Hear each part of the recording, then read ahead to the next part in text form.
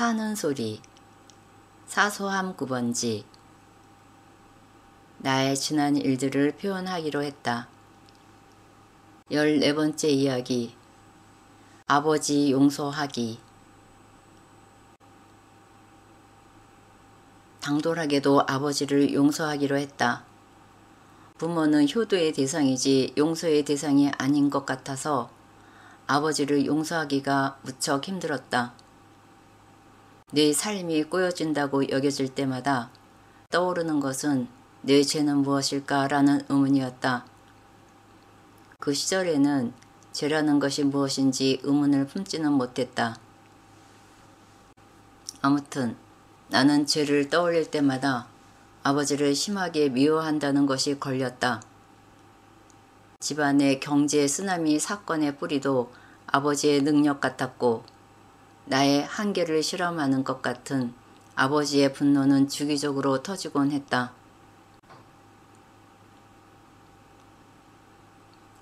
물리적 폭력은 없었는데 집안의 긴장감은 숨쉬기가 힘들었다. 시시비비 굳이 나열하고 싶지도 않을 만큼 너무 싫다는 것이 늘 죄짓고 사는 기분이었다. 내 삶이 고통스러울 때 내가 뭘 잘못한 걸까라는 자책감이 들 때마다 아버지를 그만 미워하고 용서해야 내 마음이 편할 것 같았다. 나를 위해 아버지를 용서하기로 했다. 나는 아버지를 용서하고 죄책감에서 벗어나겠다고 다짐을 했다. 학생 때는 내가 아버지를 용서하고 사랑할 수 있다면 내 인생이 성공한 것이라고 생각하기도 했었다. 이렇게나 용서하고 싶지도 않았던 아버지를 용서하기로 했지만 쉽지 않았다. 용서한다고 생각할수록 미워할 이유들이 더 많이 떠올랐다. 파노라마처럼 끝없이 줄줄이 엮여나오는 기억들로 더 불편해졌다. 아버지를 용서합니다. 내가 아버지를 용서합니다. 내가 용서해. 그래, 용서한다고. 연불 외듯이 며칠을 중얼거렸다. 아버지를 용서하겠으니 내 마음이 미움에서 자유롭기를 기도하기도 했다.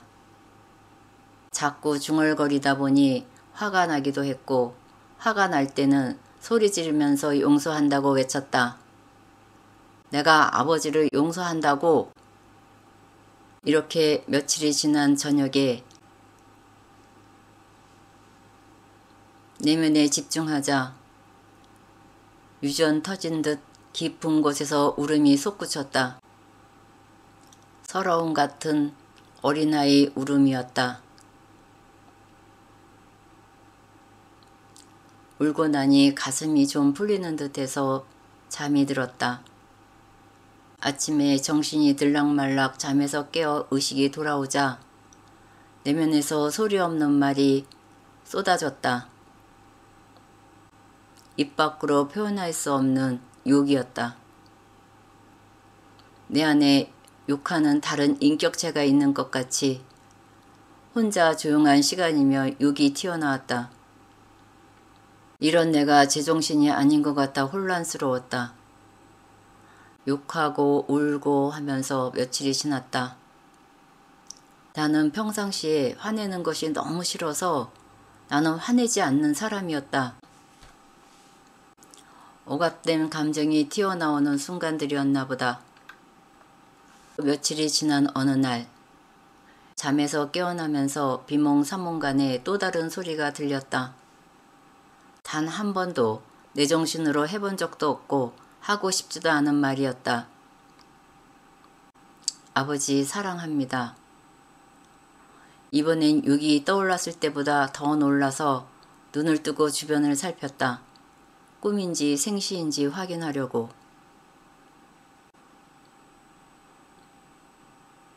내 안에서 아버지를 사랑한다는 내면의 소리와는 달리 외부 의식은 내가 아버지를 사랑한다고는 수긍하고 싶지 않았다.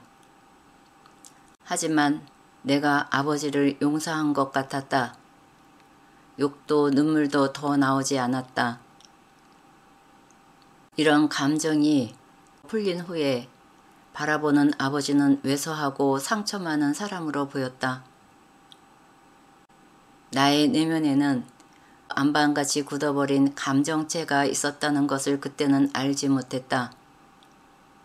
내가 아버지를 미워했다기보다는 불편한 감정의 장막 속에 갇혀 살았던 것 같다. 아버지가 돌아가시기 한 달 전, 그날이 마지막 날인 줄 알았는데 고비를 넘기시면서 어린아이 눈빛처럼 변했다.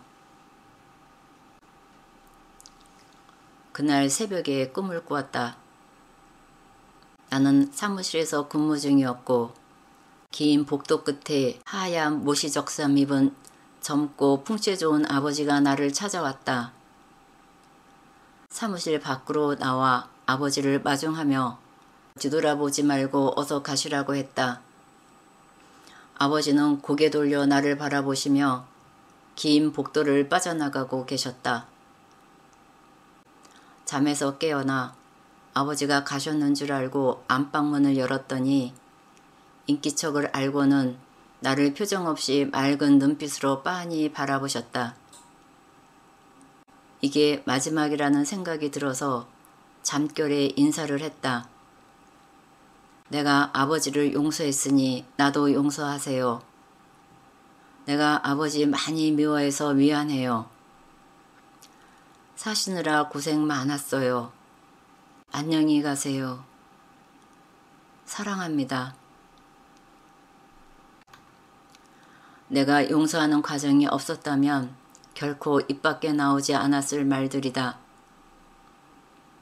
막상 아버지가 돌아가시자 용서하는 과정에서 많이 울어서인지 눈물 한 방울 나오지 않았다. 감정도 평온했고 단지 아버지가 하늘길 잘 가시는지만 궁금했다. 죽음에 대한 궁금증이었다. 내 안에 분노를 다룰 줄 몰랐고 감정을 외면하고 살았다.